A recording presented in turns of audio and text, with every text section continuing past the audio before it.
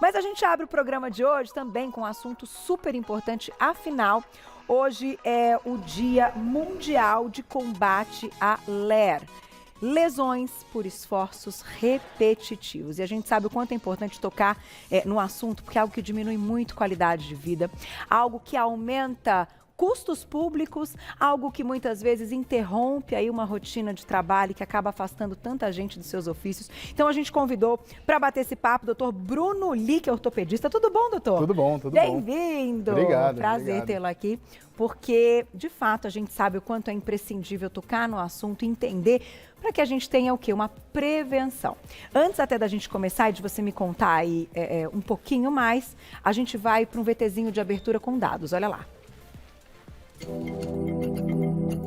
A Organização Mundial da Saúde instituiu o Dia Internacional de Prevenção às LER, celebrado anualmente em 28 de fevereiro, visando alertar os trabalhadores, empregadores a respeito da necessidade de adotar cuidados e medidas preventivas contra lesões associadas à repetição de movimentos. Dados preliminares do Instituto Nacional de Seguridade Social, o INSS, indicam que ao menos 22 mil trabalhadores precisaram ficar mais de 15 dias afastados de suas atividades em 2021 por causa de algum tipo de doença relacionada com as lesões por esforço repetitivos e distúrbios osteomusculares.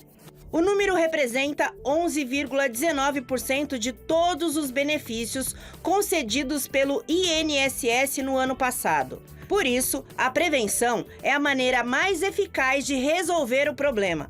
O primeiro passo deve ser uma avaliação ergonômica do trabalho e a adequação dos problemas encontrados. E a qualquer sinal, procure ajuda médica.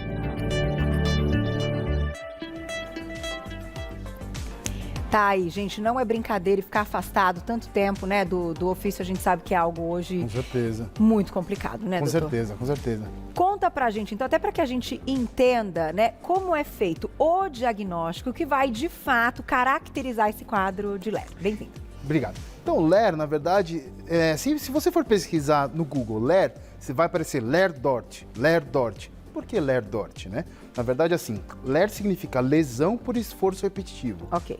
Então, a lesão implica que você teve uma lesão, que um tecido foi alterado, lesionado. Uhum. E a DORT significa doença osteomuscular relacionada ao trabalho. Qual a diferença?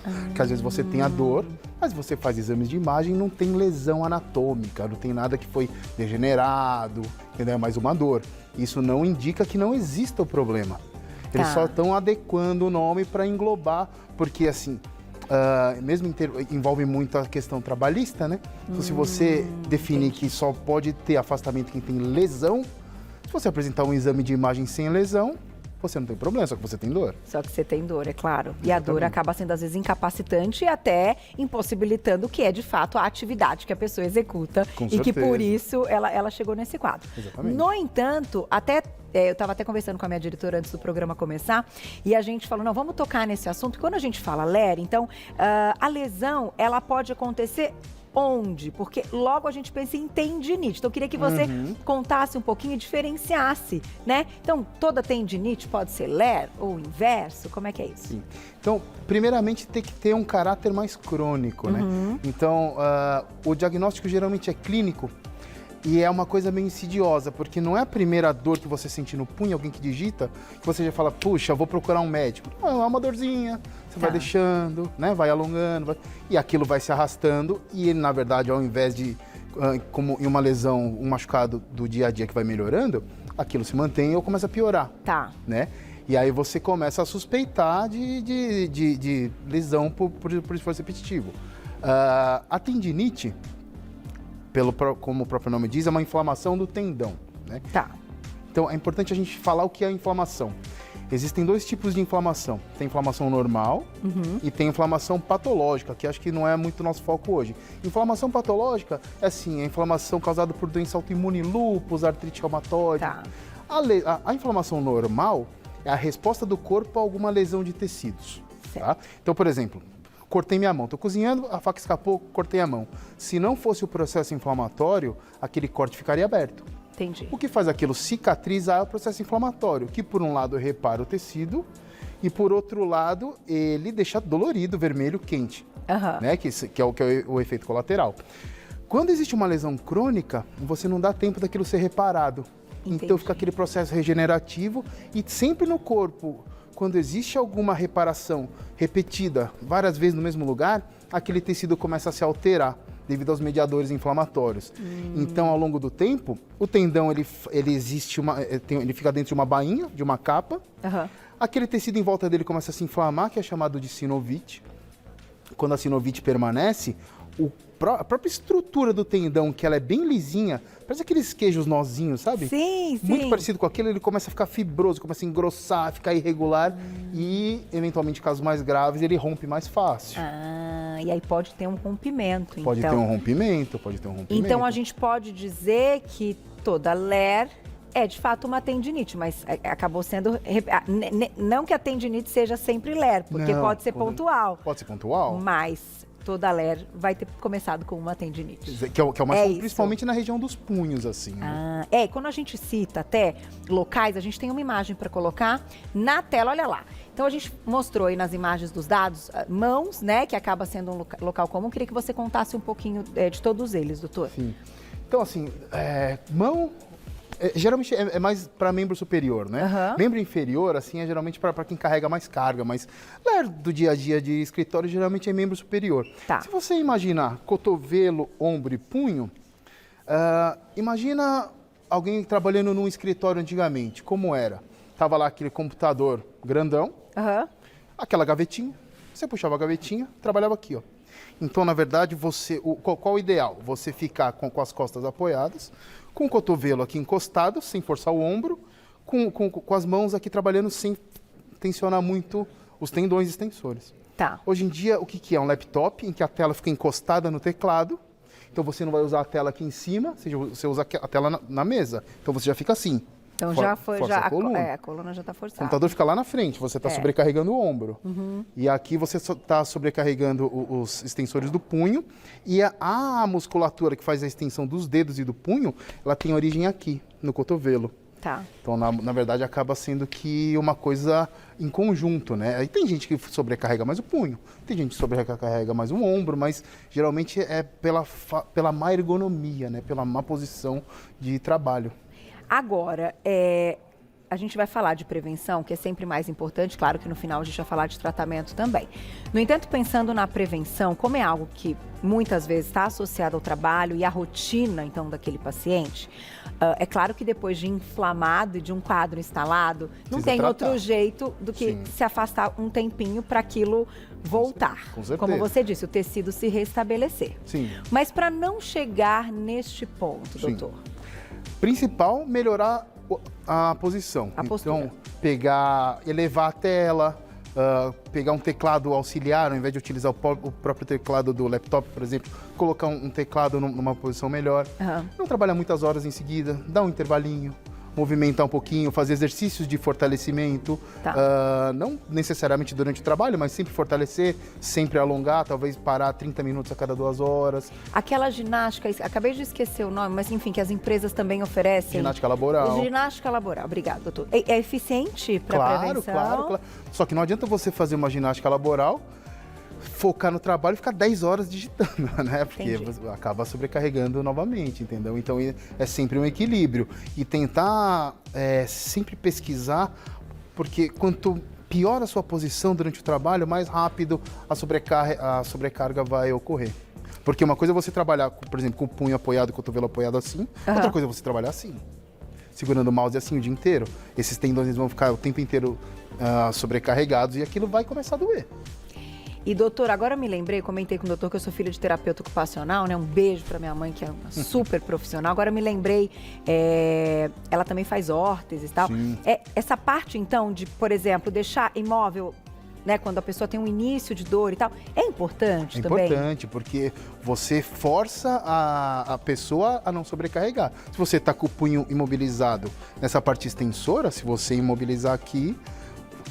Assim, se você não melhorar a posição, talvez você sobrecarregue o ombro, sobrecarregue outra parte. Mas para aquela região... Pode ser eficiente. Com certeza. Gelo. Anti-inflamatórios orais, não durante muito tempo, mas eventualmente uns 2, 3 dias. O gelo ajuda a desinflamar. Ele não trata, mas ele ajuda a reduzir aqueles mediadores inflamatórios que ficam causando a dor. Então entendeu? dá um conforto, assim. Dá um conforto, dá um conforto. E quem tem mais, homens ou mulheres? Dá pra dizer? Mulheres. Aí a gente ganha todas, não é? Impressionante. Fatores hormonais estão envolvidos, então, Sem doutor? dúvida. Provavelmente, não existe um estudo determinando a exata causa, mas provavelmente é hormonal, tipo de tecido. É, mais frágil, talvez? Enfim, menos musculatura. A musculatura é diferente, né? A musculatura é diferente. A mulher tem que ter um tecido mais elástico, né? Se você for imaginar uma menina magrinha, de repente fica com... Se fosse um homem, a barriga nunca mais ia voltar ao normal. É verdade, eu tinha pensado nisso. Não é? Ela né, fica com aquela barriga enorme e depois parece que nunca teve filho. Então é um tecido diferente, né? É um tecido preparado para ser mais elástico. Isso talvez favoreça. O número então ser maior. Não que os homens não vão ter. Sim. Agora, pensando também numa questão, mulheres, ok, tendo mais, mas o que faz então, de repente, uma mulher ter muito mais chance do que outra, independente só do trabalho, enfim, tem alguma questão fisiológica ou mulheres mais altas, mulheres mais baixas, enfim, alguma coisa também relacionada com isso que as pessoas tenham aí em mente já para se prevenir por terem mais chance de desenvolver? Eu acho que de um modo geral dá para enxergar dessa forma. Se você imaginar uma balança, de um lado está o que o seu corpo suporta, do outro lado está a sua potência muscular, a sua capacidade de produzir aquele trabalho. Então, quanto mais você tiver fortalecido e alongado, e quanto melhor tiver a sua posição, mais você vai suportar aquele trabalho. Então, assim, o sedentarismo é ruim. Imaginei. Mas, assim, o principal é mau posicionamento e tempos, muitas horas seguidas.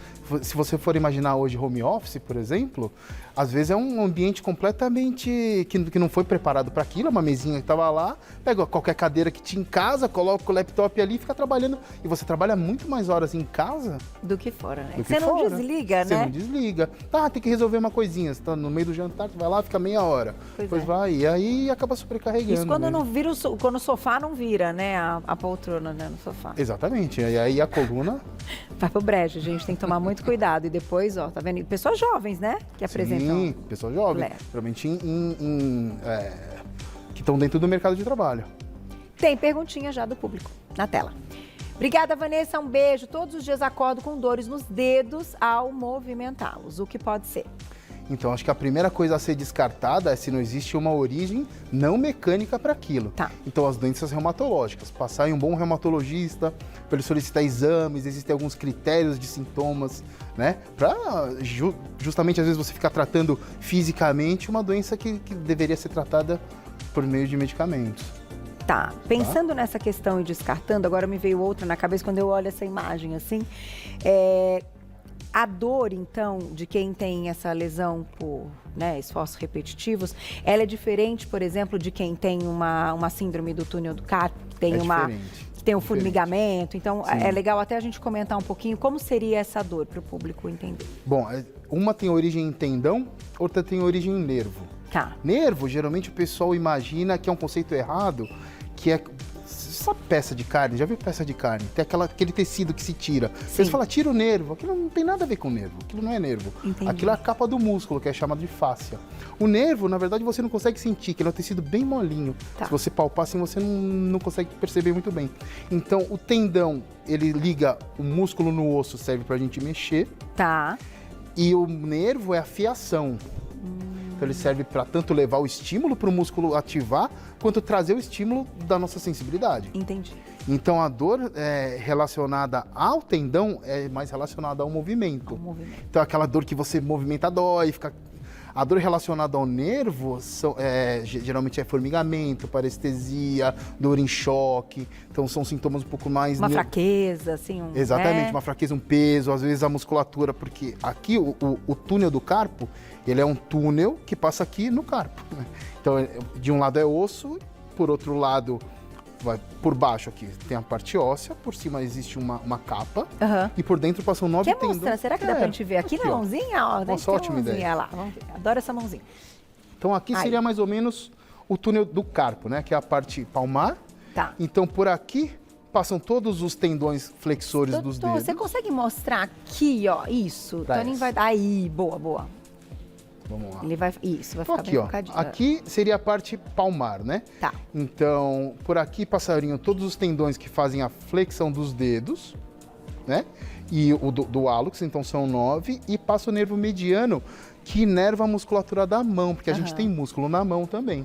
Tá. Então, na verdade, às vezes, quando a síndrome do túnel do carpo é mais grave, a mão começa a ficar fina. Não sei se você já viu, geralmente senhoras que tem aqui bem magrinho, aqui essa musculatura tenar, hipotenar. Olha. Às vezes é uma compressão que está tão grave que o músculo não é nem ativado mais. Que coisa. E você sabe que é até comum, né, falar do Muito, do carpo, muito, assim, muito. é um outro problema, não é exatamente o nosso assunto de hoje, mas já que a gente tem a sua Porque especialidade, confunde né, doutor? muito, Pois né? é. Confunde A muito. gente fala em dor e tal, e aí a gente acha que é uma coisa, de repente está investigando de forma errada, então legal ouvir, né, das suas palavras para a gente saber interpretar um pouquinho. Dor, as dores não são iguais, né? Exatamente. Nem sempre a dor é a mesma. Dor é dor, mas não da Por isso mesma que é muito apresentação. difícil alguém falar, eu tô com uma dor no punho, o que é? É.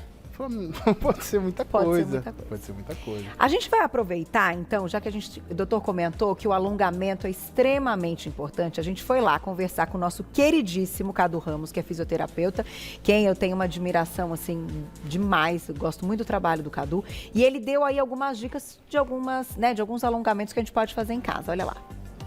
A LER é uma lesão por esforço repetitivo e na fisioterapia nossa função é recuperar os movimentos, recuperar a musculatura, diminuir a inflamação, diminuir a pressão sobre os tendões que muitas vezes encontram-se bem estressados com limitação ao movimento e aí a pessoa tem muita dor. Então eu vou explicar para vocês o início da fisioterapia que nós tratamos a LER, ok? Primeiro são os músculos que estão muito rígidos, então na fisio nós recuperamos essa musculatura. Depois os alongamentos específicos para esses músculos. E entramos com o fortalecimento. O fortalecimento vai restabelecer a condição do paciente realizar o movimento e realizar as tarefas do dia a dia. Vamos lá? Primeiro movimento para cima. Isso, pode ser 3 séries com 10 repetições, ao contrário, para cima, sul. Repete a sequência, perfeito. Depois para cima e para baixo, para cima e para baixo, 3 séries com 10 repetições. E com isso você vai aumentando a atividade, aumentando os exercícios para todo o braço. Movimentos de flexão e de extensão vão condicionando a musculatura e recuperando todo o movimento do braço, do punho e do cotovelo, ok? Obrigado. Obrigada, Cadu. Um beijo para você. Vou deixar o contato do Cadu. É o @FisioCaduRamos, tudo junto, lá no Instagram. @FisioCaduRamos, tudo junto. Lembrando, claro, que aqui foi uma dica, né? Pra gente também ilustrar a nossa pauta, deixar a pauta muito completa. No entanto, é algo que deve ser feito com orientação de profissional, com acompanhamento de profissional, gente. Porque um movimento errado, você pode muitas vezes, né, doutor, pode dizer melhor, acabar piorando a situação. Então, é mais para que a gente tenha em mente o que não seria um problema fazer sozinho, mas para um tratamento tem que ser feito com um profissional, né? Sim. Eu tenho uma perguntinha do público e eu queria só, doutor, que você fechasse depois da perguntinha, quando leva a uma cirurgia, então quando o caso é cirúrgico. Olha lá. Quem escreveu pra gente? Gu, querido, obrigada, um beijo, viu? Quais são, então, as profissões mais afetadas a desenvolver a LER? Boa pergunta. Então, a LER, ela tem relação com o tipo de atividade que você pratica. Então, geralmente, pessoas que trabalham em escritório, em computador, elas vão ser mais afetadas nos punhos. Então, às vezes, a pessoa que carrega muito peso pode ser afetada na lombar ou nos joelhos. Então, tem muita relação causal, né, com o tipo de trabalho. Mas, assim, punho é basicamente computador e... É o mais clássico. Assim, é o mais clássico, é o mais comum, né? E quando leva à cirurgia, doutor? Como várias coisas em medicina, a gente sempre tenta tratar de forma não cirúrgica, a não ser os casos, né, muito graves, mas sempre tenta tratar de forma não cirúrgica e na falha desse tratamento a gente pensa em cirurgia. Então, às vezes, aquele tecido que eu falei que fica em volta do tendão, ele fica tão presente e aí ele começa a se organizar, que é chamado de sinovite, que ele não melhora mais. Tá. Então, você tem que tem que abrir, retirar aquele tecido doente para a pessoa conseguir ter uma melhora. Porque, assim, às vezes é um problema que está vindo há anos. Melhora um pouquinho, piora um pouquinho, melhora, mas na média ele sempre vai piorando. Entendi. Aí chega uma hora, a pessoa só procura quando não aguenta mais. E aí, doutor, então uma cirurgia nessa região, claro que exige depois uma Sim, fisioterapia, TO, né? Aproveitando, mandando um beijo para minha mãe também, que trabalho. É impressionante o quanto o pós com profissionais da área vai fazer diferença, né? Então, beijo para os TOs aí. Cirurgia de tendão costuma gerar muita rigidez, porque aquele processo inflamatório que cicatriza, ele não sabe onde começa o tendão, termina, começa a bainha, termina a pele, então vai grudando, ele vai grudando. Se você não faz, né? Exatamente. Ele gruda. Se você não faz uma boa reabilitação, aquilo pode ficar rígido. E depois, claro, de uma cirurgia, o resto volta ao normal se o problema foi resolvido aqui, as dores sem também dúvida, sem voltam, dúvida. né? Atuando na causa. Parabéns, doutor. Obrigada pelas dicas, né? Por contar um pouco mais aí. Gente, não se esqueçam, esses afastamentos aí do trabalho é algo que é comum, mas que não deveria ser, né? Nem para a empresa e nem para o funcionário, não é verdade? E é muito difícil você lidar, porque é dor, né? Como é que você vai medir a dor? Difícil. Então, vamos pegar as dicas. Eu vou deixar o contato do doutor lá no Instagram, que é o @doutorabreviado_Bruno Li. O Li é L-E-E. @doutorabreviado_Bruno Li. Vou deixar o WhatsApp da clínica, 997970021. 997970021. Vocês já entram em contato com ele. Obrigada, viu, doutor? Até a próxima. Foi muito legal. Volte. É gostoso, né?